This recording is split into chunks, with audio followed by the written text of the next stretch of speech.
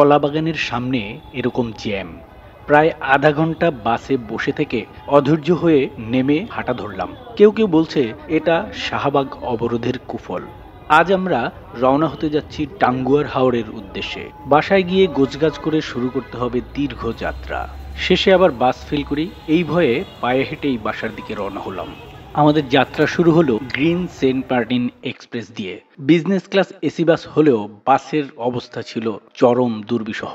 Seat পিছলা, বসলে মনে হয় পড়ে যাচ্ছি। প্রায় সবগুলো এসির ভেন্টিলেটর দিয়ে ফোটায় ফোটায় পানি পড়ে। যাত্রীরা অভিযোগ দিলে স্কচ টেপ বা পলিথিন দিয়ে সেটা আটকে দেয়া হয়। এটা আমাদের হাউস বোট জলঘুটি। আমরা হাউস বোটে উঠে পড়লাম। সারা রাত ঢাকা সুনামগঞ্জ বাস জার্নি শেষে লেগুনা দিয়ে আমরা এসে পৌঁছলাম তাহিরপুরের আনোয়ারপুর ঘাটে। ক্লান্ত সবাই বোটের লবিতে বসে রুমে যাবার অপেক্ষায়।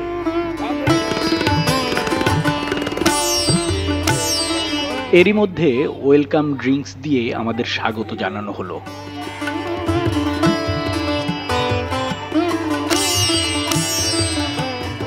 এক নজরে দেখে নিলাম বোটের ভেতরটা।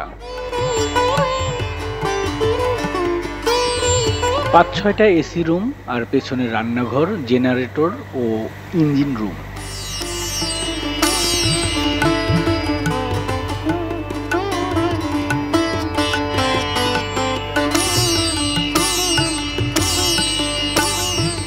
ছাদের উপর একটা দোলনা, দুটো ইজি চেয়ার, ডাইনিং টেবিল, বেশ কয়েকটা বেঞ্চ ও চেয়ার টেবিল রয়েছে। আশেপাশে দেখা যাচ্ছে আরো অনেক হাউস বোট যারা তাদের অতিথিদের জন্য অপেক্ষা করছে। আমরা রওনা হয়ে গেলাম। জুম্মার নামাজ পড়ার জন্য বোট ভেড়ানো হলো হাওরের ছোট্ট একটা দ্বীপে।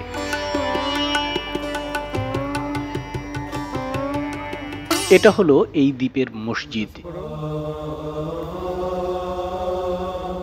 মসজিদ যেমন তেমন, দ্বীপে চলাচলের রাস্তা দেখে অবাক হলাম।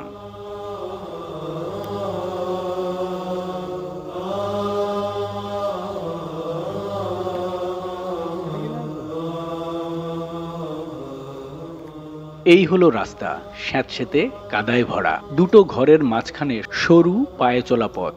আগের দিনে গহীন গ্রামে এমন দেখা যেত। এই গ্রামটিতে প্রায় 25টি ঘর আছে। তাদের মূল পেশা পাথর ভাঙা ও বিক্রি করা। তবে গ্রামটিতে বিদ্যুৎ আছে। নামাজ পড়ে আবার আমরা চলতে শুরু করলাম হাওরের উদ্দেশ্যে।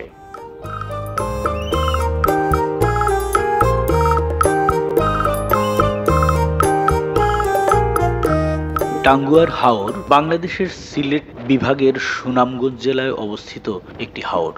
প্রায় 126 কিলোমিটার এলাকা জুড়ে বিস্তৃত এ হাওর বাংলাদেশের দ্বিতীয় বৃহত্তম মিঠাপানির জলাভূমি। স্থানীয় লোকজনের কাছে হাওরটি 9 কান্দার 6 বিল নামেও পরিচিত। এটি বাংলাদেশের দ্বিতীয় রামসার স্থান হিসেবে পরিচিত। প্রথমটি হচ্ছে সুন্দরবন। 1971 সালে ইরানের রামসারে পৃথিবীর বিভিন্ন দেশসমূহ কনভেনশন অন ওয়েটল্যান্ডস নামক একটি আন্তর্জাতিক চুক্তিতে স্বাক্ষর করে। পরবর্তীতে এই চুক্তিতে যুক্তরাষ্ট্রসহ মোট 158টি দেশ স্বাক্ষর করে এবং পৃথিবীর 169 মিলিয়ন হেক্টর এলাকা জুড়ে বিস্তৃত 1828টি স্থান আন্তর্জাতিক গুরুত্বপূর্ণ জলাভূমি হিসেবে তালিকাভুক্ত করা হয়। টাঙ্গুয়ার হাওর এই 1828টি স্থানের মধ্যে একটি। এজন্যই টাঙ্গুয়ার হাওরকে রামসর অঞ্চল বলা হয়।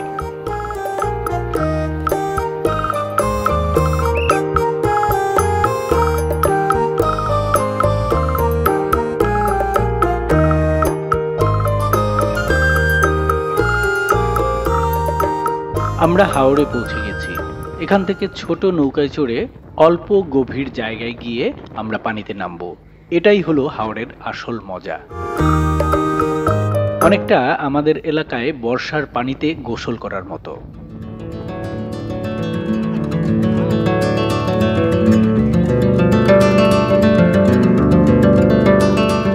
গোসল শেষে আবার আমরা রওনা হলাম নীলাদ্রি লেকের উদ্দেশ্যে।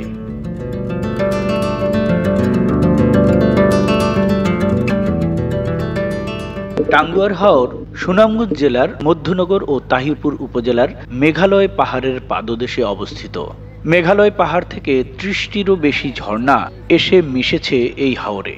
দুই উপজেলার ১৮টি মৌজায় ৫১টি হাওরের সমন্বয়ে ১২,৬৬৫ হেক্টর এলাকা নিয়ে টাঙ্গুয়ার হাওর জেলার সবচেয়ে বড় জলাভূমি। পানিবহুল মূল হাওর ২৮ কিলোমিটার এবং বাকি অংশ বসতি ও কৃষিজমি। হাওর এলাকার ভেতরে ও তীরে ৮৮টি গ্রাম আছে। একসময়ে গাছ, মাছ, পাখি আর প্রাকৃতিক জীববৈচিত্র্যের আধার ছিল এই হাওর। ১৯৯৯ খ্রিস্টাব্দে টাঙ্গুয়ার হাওরকে পরিবেশগত সংকটাপন্ন এলাকা হিসেবে ঘোষণা করা হয়। তখনই অবসান হয় দীর্ঘ ৬০ বছরের ইজারাদারির। ২০০০ সালের ২০ জানুয়ারি এই হাওরকে রামসার স্থান হিসেবে ঘোষণা করা হয়। দুপুরের খাবার শেষে আমরা পৌঁছে গেলাম নীলাদ্রি লেকে।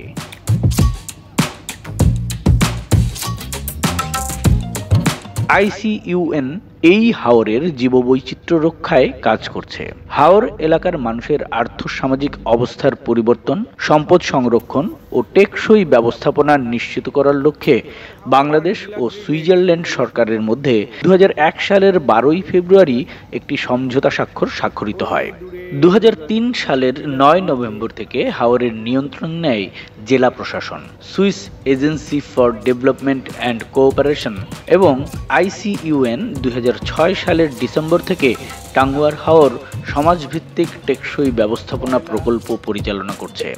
শীত মৌসুমে পানি শুকিয়ে কমে গেলে এখানকার প্রায় ২৪টি বিলের পাড়, স্থানীয় ভাষায় বলা হয় কান্দা, জেগে উঠলে শুধু কান্দার ভিতরের অংশেই আদি বিল থাকে, আর শুকিয়ে যাওয়া অংশে স্থানীয় কৃষকরা রবি শস্য ও বোরোর ধানের আবাদ করেন। এ সময় এলাকাটি গোচারণভূমি হিসেবেও ব্যবহৃত হয়। বর্ষার থই থই পানিতে নিমগ্ন হাওরের জেগে থাকা উঁচু কান্দাগুলোতে আশ্রয় নেয় পরিযায়ী পাখিরা, রোদ পোহায়, জিরিয়ে নেয়। কান্দাগুলো এখন আর দেখা যায় না বলে স্থানীয় NGO ও সরকারি ব্যবস্থাপনায় সেখানে পুঁতে দেওয়া হয়েছে বাঁশ বা কাঠের ছোট ছোট বিশ্রাম দণ্ড। এই সেই নীলাদ্রি লেক। পানির মধ্যে আবার পানি, জলের ভেতর জলাধার। দূরে দেখা যাচ্ছে মেঘালয়ের পাহাড়গুলো। ঘোড়া, মোটরসাইকেল, ইজি বাইক আছে ঘোরাফেরার জন্য। লেকে আছে বোটে চড়ে ঘোরাঘুরি করার ব্যবস্থা। কাছেই একটা সীমান্ত বাজার আছে, ইচ্ছে করলে সেখানেও যাওয়া যায়।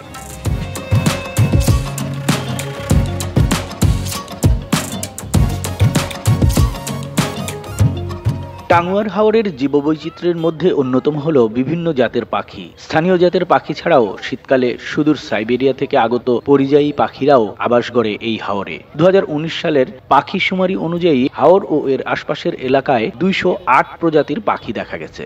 পরিযায়ী পাখিদের মধ্যে বিরল প্রজাতির প্যালাসেস ঈগল, বড় আকারের গ্রে কিংস্টর রয়েছে। স্থানীয় জাতের মধ্যে শকুন, পানকৌড়ি, বেগুনি কালেম, ডাহুক, বালিহাঁস, গাংচিল, বক, সারস, কাক, শঙ্খচিল, পাতিকুট ইত্যাদি পাখি নিয়মিত এই হাওরে বিচরণ করে।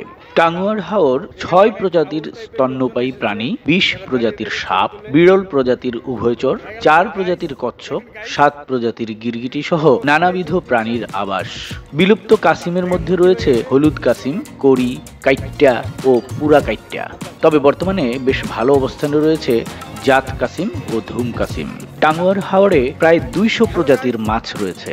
এই হাওরের বিখ্যাত মাছের মধ্যে প্রথমেই উল্লেখ করা যায় মহাশোলের কথা। মাছটির দুটো প্রজাতি রয়েছে। টাঙ্গুয়ার হাওরে যে সমস্ত উদ্ভিদ রয়েছে তার মধ্যে হিজল, করচ, বরুণ, পানিফল, হেলেঞ্চা, বন তুলসী, নলখাগড়া, বল্লুয়া, চল্লিয়া, সিংড়া, শালুক, শাপলা, গুজ্জা কাঁটা, উকল ইত্যাদি অন্যতম। টাঙ্গুয়ার হাওর বর্তমানে পর্যটকদের একটি জনপ্রিয় গন্তব্যে পরিণত হয়েছে। বর্ষা মৌসুমে প্রতিদিন শত শত পর্যটক শতাধিক নৌকা নিয়ে হাওর জুড়ে ভেসে বেড়ান। অনেকে নৌকা নিয়ে হাওরেই রাত যাপন করেন। এটি একদিকে পর্যটনের অপার সম্ভাবনা তৈরি করলেও এটিকে হাওরে জীববৈচিত্র্যের জন্য হুমকি হিসেবে দেখছেন অনেকে। নানা রকম দেশি ও পরিযায়ী পাখি দেখতে শীত মৌসুমে টাঙ্গুয়ার হাওরে ভ্রমণে যান পাখি প্রেমীরা।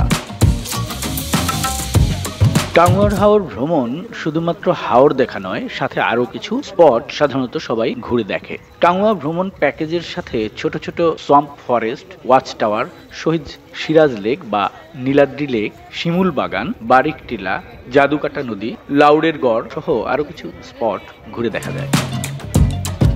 এখানেই আমাদের হাউস বোট আজকে রাত্রি যাপন করবে। প্রায় সবগুলো বোটই এখানে একসাথে থাকে।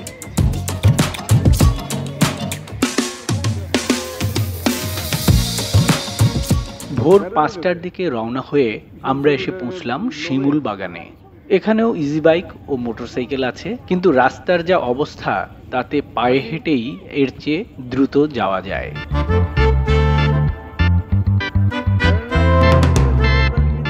টাঙ্গুয়ার হাওরে যেতে হলে প্রথমে সুনামগঞ্জ যেতে হবে। সেখান থেকে তাহিরপুর উপজেলায় সিএনজি অথবা লেগুনায় করে যেতে হয়। তাহিরপুর উপজেলায় অপেক্ষা করে থাকে অনেক হাউস বোট, সেগুলোকে ভাড়া করে আপনি টাঙ্গুয়ার হাওর ভ্রমণ করতে পারবেন। হাউস বোটগুলোতে থাকা খাওয়া সহ সব ধরনের ব্যবস্থা থাকে। ছোট বড় মিলিয়ে বিভিন্ন ধরনের হাউস বোট রয়েছে। প্রায় শতাধিক হাউস বোট সেখানে দেখতে পাবেন। অনেকটা সুন্দরবনে বেড়াতে যাওয়ার মতো। যারা সুন্দরবন ভ্রমণে গিয়েছেন তারা ধারণা করতে পারবেন টাঙ্গুয়ার হাওর এবং সুন্দরবনে ভ্রমণের মধ্যে খুব একটা তফাৎ নেই, তবে প্রাকৃতিক সৌন্দর্য ও জলাভূমি, আশেপাশের প্রকৃতির পার্থক্য ছাড়া খুব একটা পার্থক্য এখানে নেই।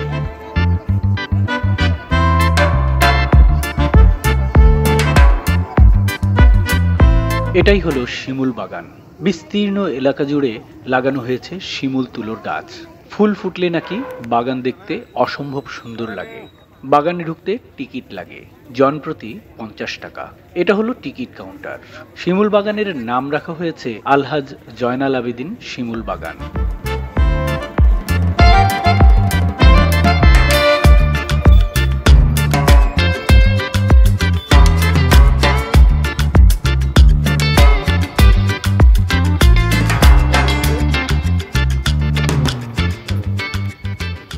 বাগানের ভেতরে ঢুকলেই আপনার চোখে পড়বে সারি সারি শিমুল গাছ।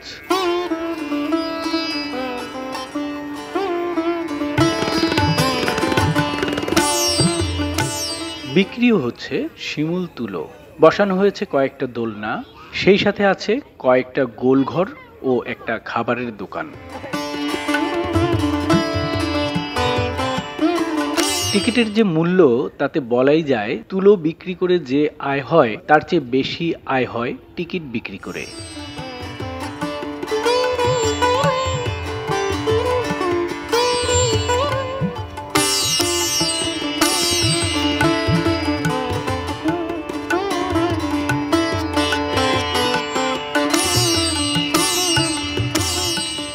শিমুল বাগান দেখে আমরা আবার রওনা দিলাম বারিক পাহাড়ের উদ্দেশ্যে। স্থানীয়রা বলে বারিক্কা পাহাড়। জাদুকাটা নদীর পাড়ে এই পাহাড়টাই বাংলাদেশের শেষ সীমানা। পাহাড়ের উপরে একটা সীমান্ত পিলার আছে, যার এপাশে বাংলাদেশ আর অন্য পাশে ভারতের মেঘালয়।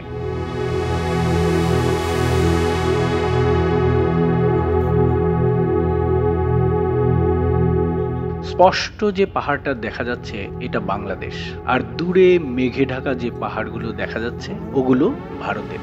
ভারত বাংলাদেশ যাই হোক, আপনি বিনা বাধায় এই অপার সৌন্দর্য উপভোগ করতে পারবেন। এখানে দুপুরের খাবার শেষে আমরা আবার রওনা হব তাহিরপুর হয়ে ঢাকার দিকে।